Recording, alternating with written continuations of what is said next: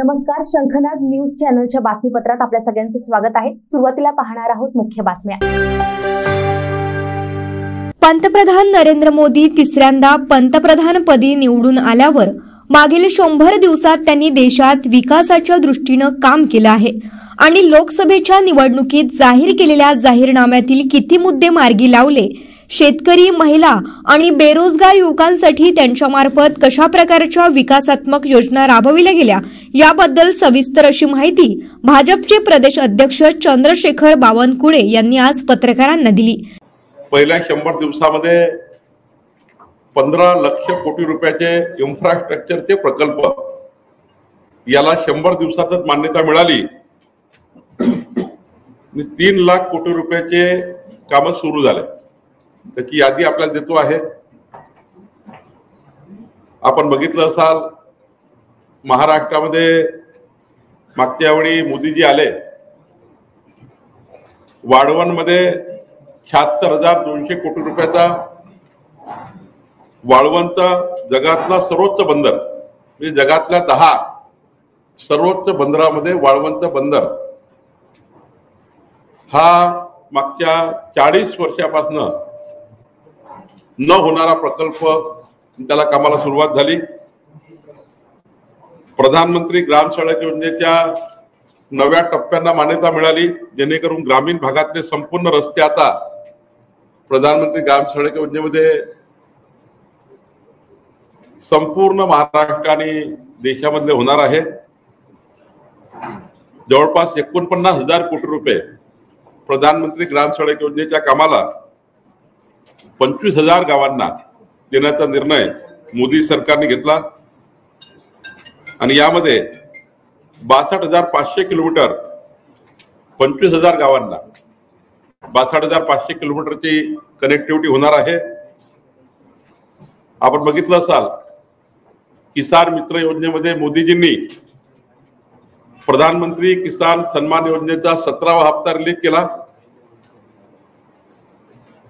9,30,00,000 लोकांना, शेतकऱ्यांना 20,000 कोटी रुपयाचा रक्कम मागच्या हप्त्यामध्ये वितरित झाली आणि आतापर्यंत 12,33,00,000 शेतकऱ्यांना 3 लाख कोटी रुपये वितरित झाले। 3 लाख कोटी रुपये वितरित झाले। 24-25च्या खरीप पिकासाठी MSP वाढवण्यात आला आणि त्यामुळे MSP वाढवल्यामुळं 2 लाख कोटी रुपयाचा फायदा 12 कोटी शेतकऱ्यांना झाला। याचे सर्व आकडे उपलब्ध आहे। किसान मित्र मध्ये महाराष्ट्राला मोठा फायदा झाला। सोयाबीन मध्ये आता बघा, पाम ऑइलवर इम्पोर्ट ड्युटी नव्हती, आता इम्पोर्ट ड्युटी लावल्यामुळं सोयाबीनचे जे मागणी शेतकऱ्याची होती की आमचे दर वाढवा, यामध्ये खूप मोठा फायदा सोयाबीनच्या शेतकऱ्यांना त्यांची आधारभूत किमतीपेक्षा जास्त पैसा त्या ठिकाणी शेतकऱ्यांना त्या ठिकाणी सोयाबीनच्या विक्रीवर मिळेल, याचा मला विश्वास आहे। बासमती चावल बद्दल सुद्धा मोठ्या प्रमाणावर शेतकऱ्यांना किमती वाढण्याकरता बासमती तांदळाचे याकरता निर्णय घेतले आणि कांदा उत्पादक शेतकरी जे मागच्या काळामध्ये खूप रोष होता कांदा उत्पादक शेतकऱ्यांचा, त्याबद्दलही मोठी त्या ठिकाणी आता शेतकऱ्यांच्या किमती वाढल्या, शेतकऱ्या कांद्याच्या किमती वाढणार आहे। कर सवलत आपल्याला माहिती आहे की आता 7 लाख रुपयापर्यंत इन्कम टॅक्सला केंद्र सरकारने सूट दिली आहे आणि मोठा फायदा या ठिकाणी मध्यमवर्गीय लोकांनाही झाल्याचं आपल्याला दिसत आहे। OBC मागासवर्गीय अनुसूचित जमाती या समाजाकरताही जे पिछडा वर्ग आहे, या समाजाच्या विकासाकरता माननीय मोदी सरकारने मागच्या 10 वर्षात जर देश पुढे नेलात, पण या 100 दिवसामध्ये या ठिकाणी उन्नत ग्राम अभियानामध्ये म्हणजे बघा, त्या ठिकाणी आदिवासी सामाजिक सुधारणा करण्याकरता उन्नत ग्राम अभियानामध्ये 63,000 अनुसूचित जमातीच्या गावांचा विकास 63,000 अनुसूचित जमातीचे गावं, शेड्यूल ट्राईब गावं, 63,000 गावं यांच्याकरता मोठ्या प्रमाणावर आणि एका गावाकरता 5 कोटी या पद्धतीनं सुधारणा योजना तयार केली. विशेष अपंगत्वाची ओळखपत्र आणि त्यातून मग त्या अपंगांना संपूर्ण त्यांचा जीवनाचा आधार होईल असं योजना मोदी सरकारने तयार केली आहे. 12,400 कोटीचे जलविद्युत प्रकल्प या देशामध्ये येत आहे. सोबतच नॅशनल ग्रीन हायड्रोजन मिशन आलाय, नॅशनल ग्रीन हायड्रोजन मिशन, त्यातने मोठा फायदा या देशाला होणार आहे. म्हणजे जे पोल्युशन कंट्रोल करणे आणि ग्रीन एनर्जी तयार करणे, म्हणजे आता तर महाराष्ट्राचा विचार केला तर परवा देवेंद्रजींनी सांगितलं की 7 लाख शेतकऱ्यांना नवीन सोलर पंप मिळणार आहे विजेचे. त्याचा विजेची कनेक्टिव्हिटीची गरज नाही. सोलर पंप सकाळी 6 ते संध्याकाळी 6 12 तास वीज देणार आहे. 7 लाख पंप देणार आहे महाराष्ट्राला आणि 3 लाखाचा पंप फक्त 25,000 रुपयात मिळणार आहे. 3 लक्ष रुपयाचा पंप 25,000 मिळणार आहे.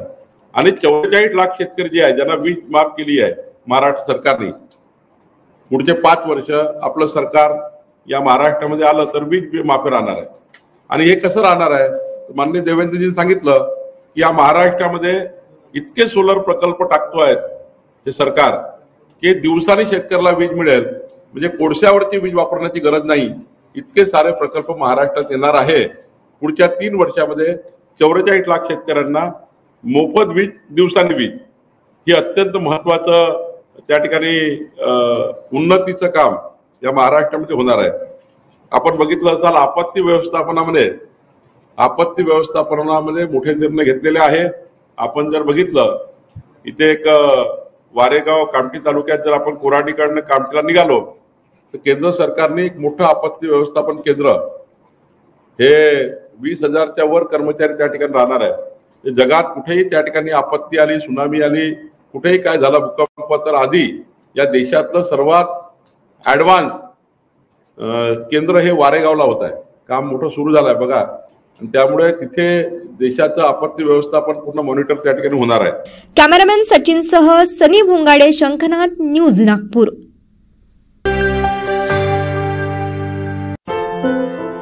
क्या हुआ बहू? माँ, पाइल्स की बहुत तकलीफ हो रही है.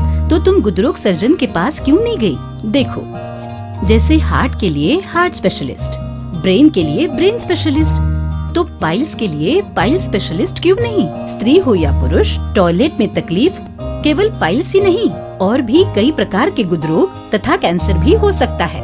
इसीलिए इसकी प्रत्यक्ष जांच जरूरी है.